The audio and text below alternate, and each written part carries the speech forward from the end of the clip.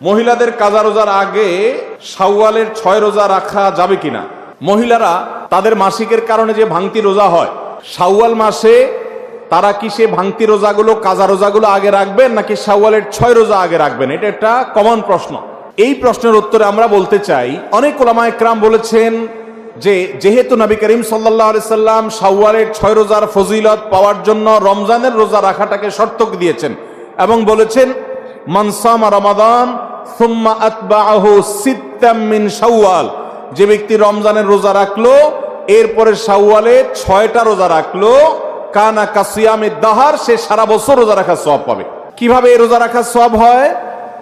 অনেক উলামা ইকরাম, অনেক বিশ্লেষকরা বলেছেন আল্লাহ তাআলা প্রতিটা আমলের বিনিময়ে কমপক্ষে 10 গুণ বাড়ান, কোনো কোনো ক্ষেত্রে আরো অনেক গুণ বাড়ান, দানের ক্ষেত্রে আরো কয়েকশো গুণ পর্যন্ত আল্লাহ বাড়ায় দেন। 10 গুণ করে যে বাড়াবেন, এই জন্য রমজানের 30 দিনে 30টা রোজা আর শাওয়ালের 6টা রোজা, মোট 36কে 10 গুণ দিলে 360, সারা বছর রোজা রাখার সওয়াব হয়। তো এই জন্য শাওয়ালের 6 রোজা রাখতে হবে। এখন কথা হলো, নবী সাল্লাল্লাহু আলাইহি সাল্লাম কিন্তু বলেছেন যে রমজান রোজা রাখলো এরপরে শাওয়ালের 6 রোজা রাখলো, তার জন্য সারা বছরের সওয়াব। তাহলে এখানে রমজান রোজা রাখার পরে 6 রোজা রাখার কথা বলা হয়েছে। এই জন্য অনেক উলামা ইকরাম বলেছেন মহিলারা তাদের ভাঙতি রোজাগুলো আগে রাখবে, তাহলে রমজান রোজা রাখা হয়ে গেল, এরপরে শাওয়ালের 6 রোজা রাখবে। এটা একটা মত। তবে আরেকটা মত হলো শাওয়ালের 6 রোজা যে ভাঙতি পড়েছে এর মানে এই না যে তিনি রমজান রোজা রাখেন না, তিনি রমজান রোজা রাখছেন। এগুলো তো আল্লাহর নির্দেশে, কারণ তিনি রাখতে পারেন না যেহেতু তিনি অসুস্থ মাসিক। তো এই জন্য তিনি এগুলো পরে রাখলেও শাওয়ালের 6 রোজার সওয়াব তিনি পাবেন। কারণ শাওয়ালের 6 রোজা তো শাওয়াল মাসে না রাখলে আর হবে না, পরে রাখলে আর হবে না, কিন্তু এই কাজাগুলো তো পরে রাখলেও আদায় হবে।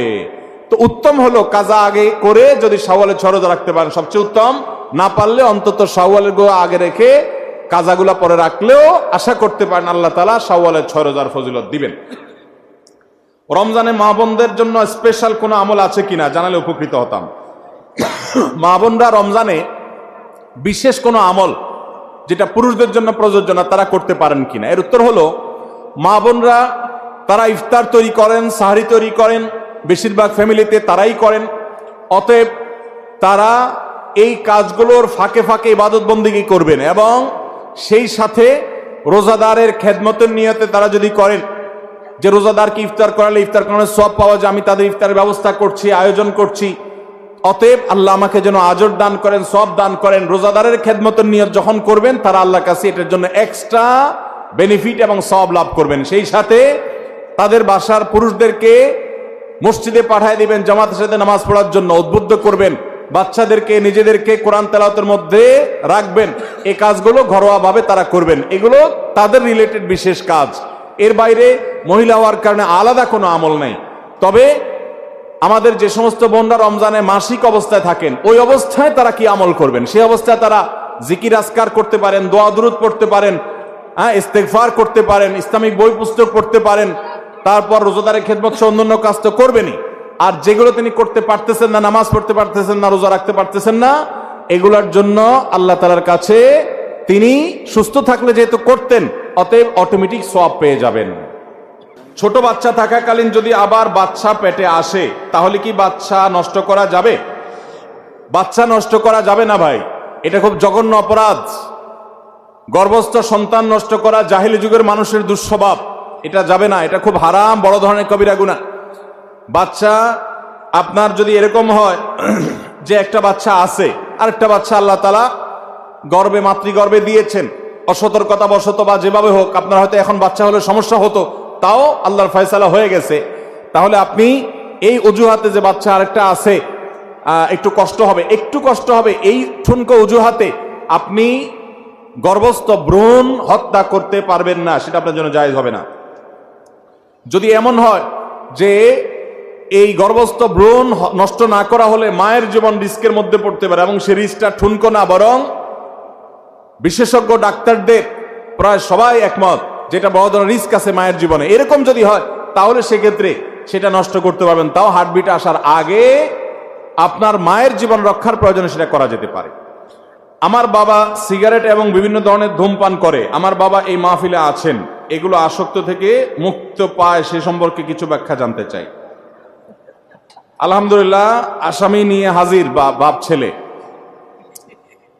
ভাইরা আমার, এবং বাবারা আমার, যারা ধূমপানের আসক্তিতে আছেন, রমজান মাস আপনাদের এই অপরাধ, এই গুনাহ এবং এই বদঅভ্যাস ছাড়ার জন্য বিরাট বড় সুযোগ।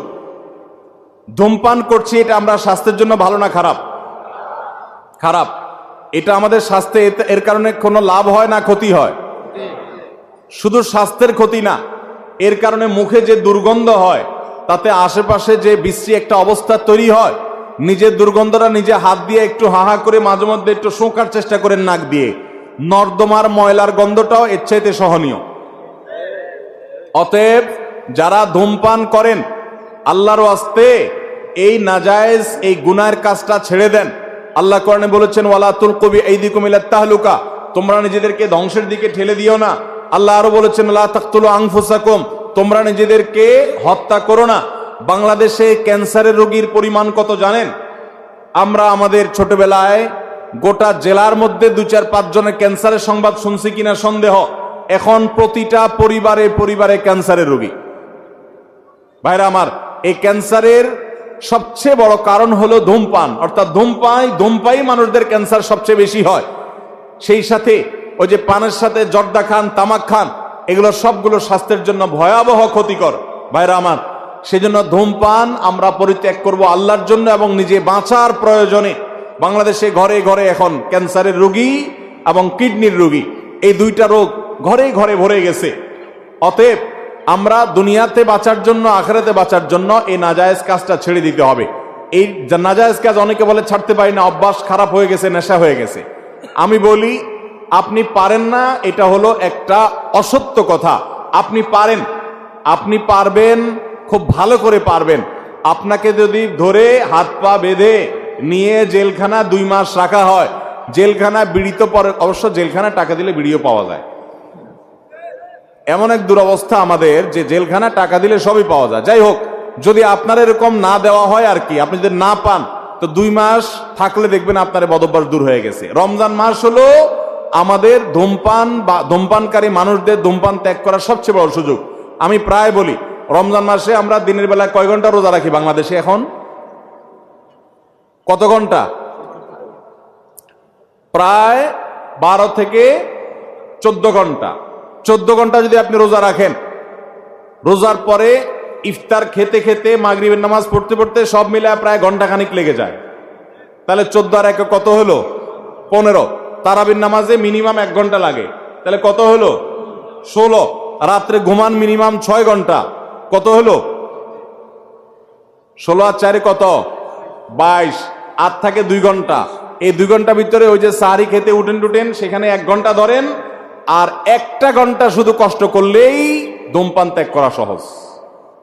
কারণ 23 ঘন্টা তো আপনি এঙ্গেজ, ঘুমাইয়ে তো বিড়ি খেতে পারবেন না, তারাবি পড়তে যায় তো বিড়ি খেতে পারবেন না, ইফতারের সময় আপনি বিড়ি খেতে পারবেন না। অবশ্য অনেক বিড়ি করে ইফতার দিয়া, বিড়ি দিয়া ইফতার করে।